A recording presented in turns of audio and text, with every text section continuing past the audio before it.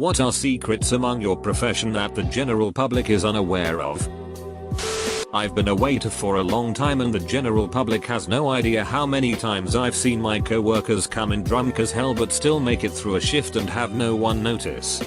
There's also at least a 60% chance that your bartender has snorted coke in the last 8 hours. Sometimes students are given a better grade than they should because we are too tired to really give a shit anymore. Sometimes they are given a worse grade because of this. But those teachers suck. My wife is a teacher. A couple of times a year when she is absolutely buried in work I will take a stack of essays and grade them for her. I sit down with an ink pen, 6-pack of beer, and get to work. I'm throwing out A's like Oprah giving away cars. It's a good time. Those punk-ass little itches better appreciate it. We are being timed at the drive-thru. Please be considerate for the other customers. I feel I'm trapped in a corner when a customer does not know what they want and forces me to remake their drink several times while there is a line in the drive-thru. Airline pilot here. You know those blankets that we give you on the flight? The airline never washes them. Ever. We just shake them out and shrink wrap them for a later flight. Every once in a while we toss one that's unusable. I am a lawyer. Yes. We know our adversary. Yes. We will be chummy and joke around with him/her before the judge walks in. Yes. I'm still advocating for you against my adversary. Barristers, UK trial lawyers, may know each other and may even work at the same chambers, offices where groups of self-employed barristers work. But they never greet each other with a handshake in around court. So that their clients don't think there is any funny business going on. That some public defenders do a really great job and some private defense attorneys a really poor one. That what you pay for and what you get in legal representation often has no connection. Recruiter here. Some companies don't want to hire old people. With you except for some. Age discrimination is rampant and begins way younger than people think. 30s is old. Even with relevant experience. WTF? Combat medic.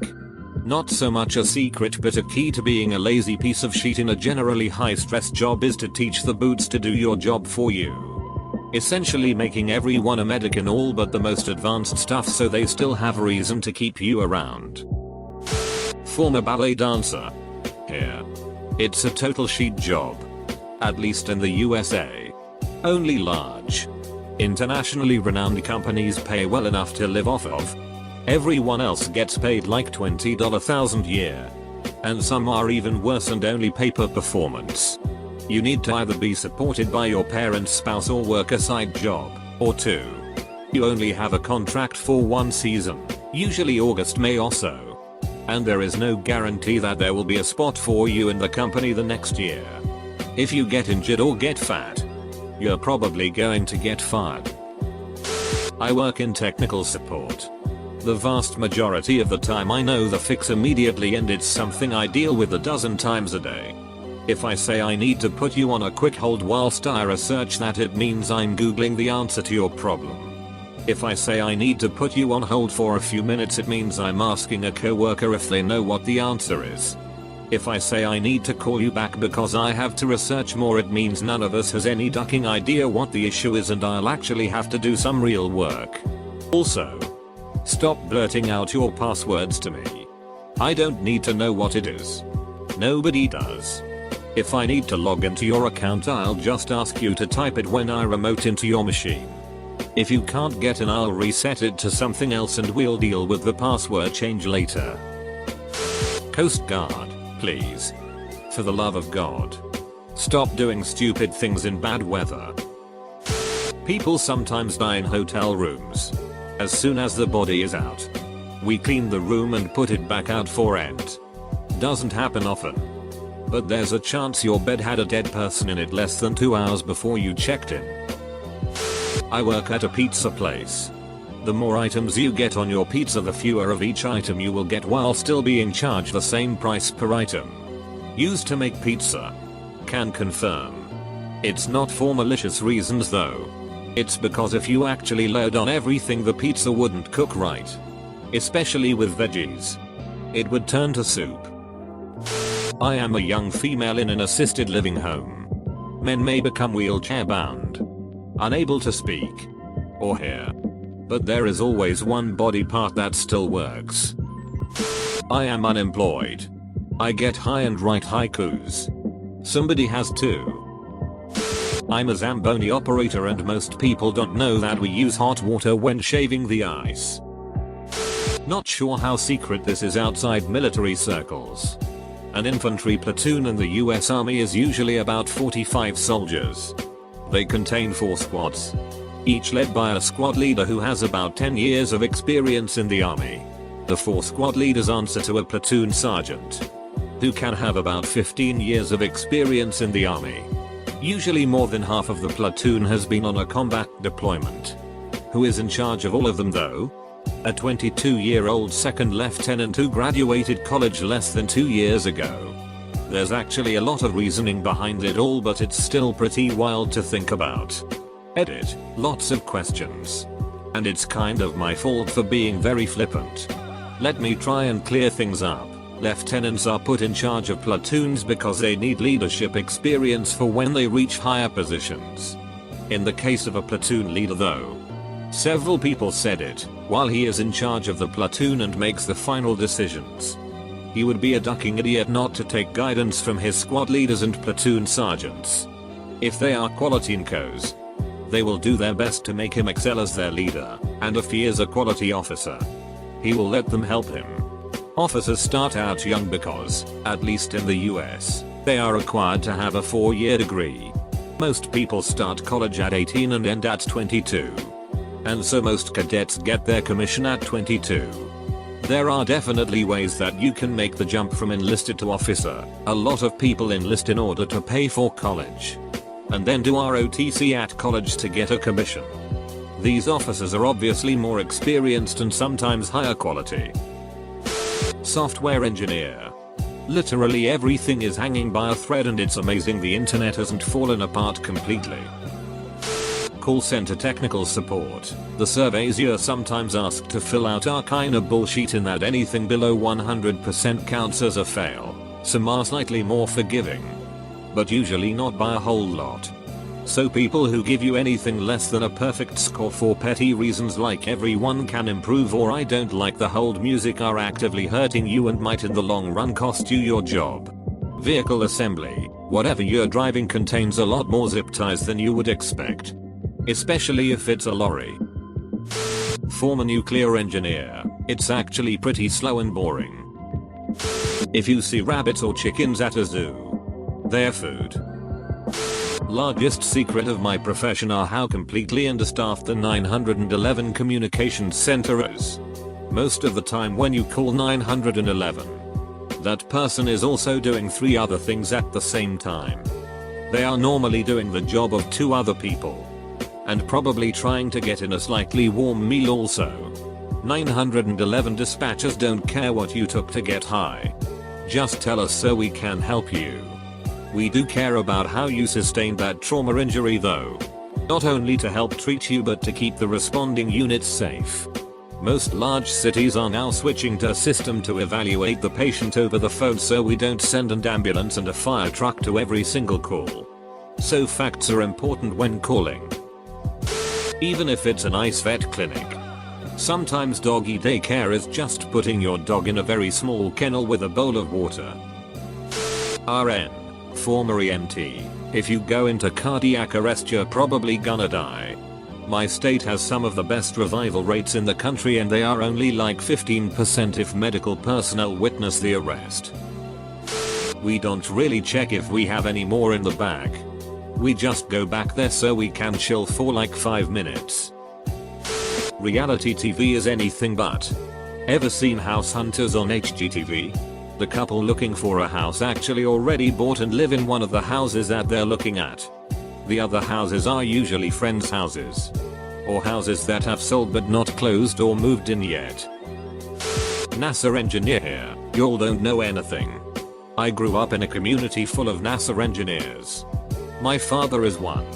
There is also a decent sized military base in my hometown that does a lot of work with missiles. Many of the kids that I went to school with growing up had trouble answering the "what do your parents do for a living?" question. With so many NASA scientists and engineers combined with the Army missile base, there were many parents who had high security clearances and couldn't discuss what they did in their profession.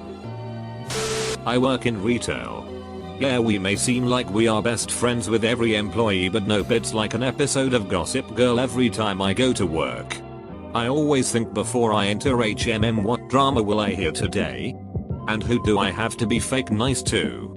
Edit. I sound like most do, but wow, I didn't expect this to get a lot of votes. My old man worked in a hospital.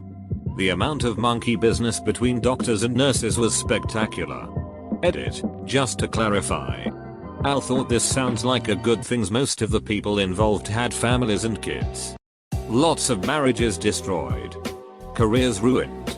And lots of psychopath behavior resulted. I know one DR was fired for sitting in his office naked and inviting nurses in for various reasons. Very creepy stuff. Journalism. The reporter who writes the article rarely writes the headline. The editor typically writes the headline. I work at a public library. At least where I work.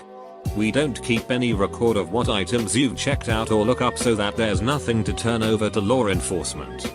We also won't turn over any personal contact information to law enforcement without a warrant. And even then, we make them go through our red department, and they are known to make a big production out of everything, easily wasting everyone's time. You are safe at a public library. Ask about anything without fear. I'm not sure if this is a super secret, but there seems to be this idea that libraries are secretly tracking and judging, and that's just not true. If I can help an old man find YouTube videos of black women shaving their legs, I am pretty sure I can help you find your Amish romances without judgment. Janice. Most of the time, booking through a third party isn't saving you any money and can actually duck you over if there's a problem with your room during your hotel stay. Grocery retailer. If your card is declined at my register, it's not going to undecline at the next register. I hope to God that truly isn't a secret. We offer to carry your bags to your car so you won't leave your cart in the parking lot. We eat and take home your returns. Full stop. I work as a lab tech in a private environmental lab company. We mainly get samples from the government and a couple of other private companies. The instruments that we use to test for contaminants in the samples we received are ducking ancient. There's some stuff that's 20 plus years old that we are currently using to test on your drinking water and your soil. When those instruments start ducking up on us, we either Mickey Mouse the issue, or we have our old in-house mechanic of all things guy find a better, more reliable way to Mickey Mouse the problem. Also, we have Jimmy rigged fume hoods that don't really work as well. Literally, the lab is just falling apart just like the instruments. Also, our software and hardware is old AF. Like, we're talking about Windows 98. We're still using floppy disks to handle all your results of your samples. Old. We even have the fat desktop computer monitors as well. Automotive emissions testing laboratory technician here. Our analyzers are 30 years old and work just as well, if not better than brand new equipment. The physics behind how emissions are calculated hasn't really changed much. The interpretation of that data is what has really changed. High school teacher. Sometimes, on really tiring and long days during lecture, we sometimes lose our place or forget the right words.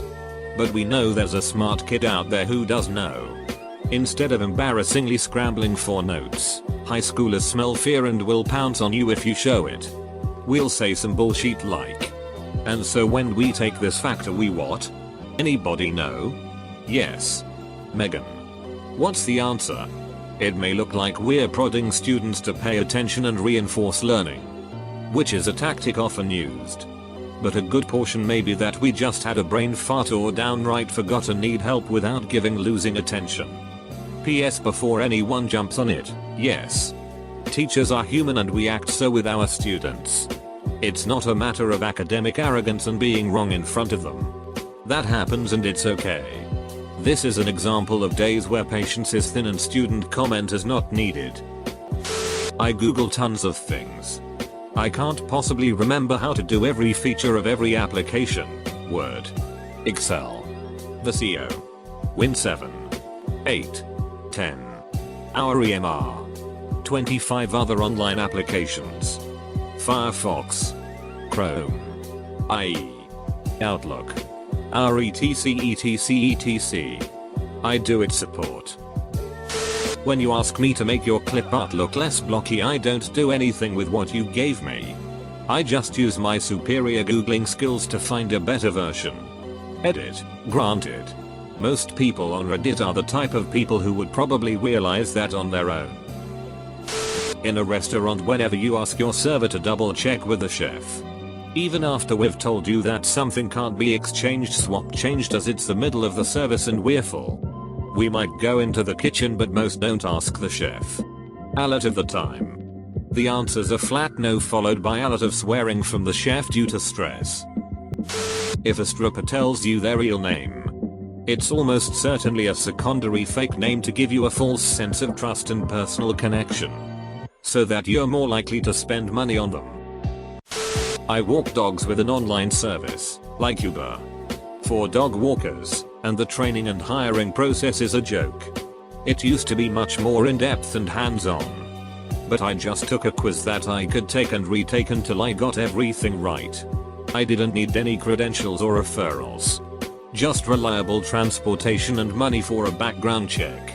I love dogs and I consider myself very competent and trustworthy, but I felt so uncomfortable knowing anyone could have access to people's pets when they're not home. You can meet walkers if you're going to book a boarding, or dog sitting, or a recurring walk, but otherwise we never have to meet you face to face.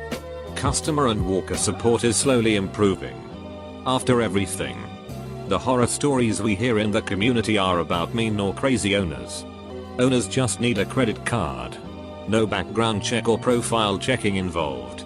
Also, walkers cannot rate dogs or owners, and can't see any notes walkers have left about the dogs unless they accept a walk request. I enjoy this as a side gig, but goodness, I would just hire through a local service if I needed someone to walk my dog, or some other service where I felt like the safety of dogs, walkers, and owners was more of a priority. Field repairs may consist of taping parts of the plane back on. Don't worry, it's very good tape. Still in grad school, becoming an ecologist conservationist, but have worked in a wildlife rehab center.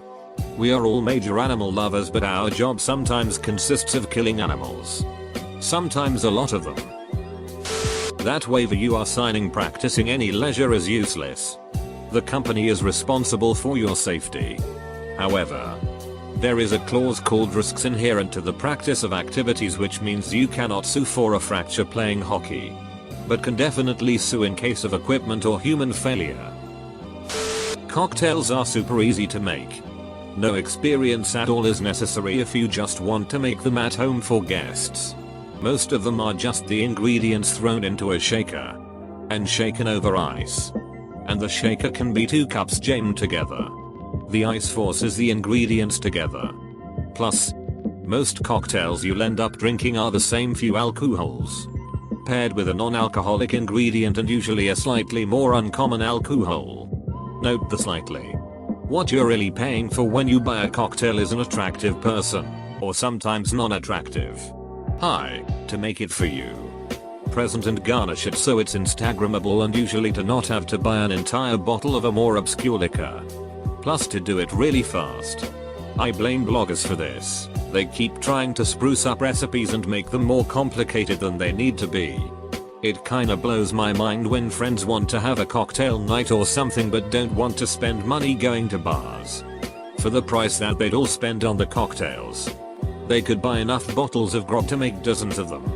My parents used to be serial offenders of this. They'd go out to try the cocktails, but not realize that their alcohol cabinet had all the stuff they needed to make a super decent one of whatever they wanted.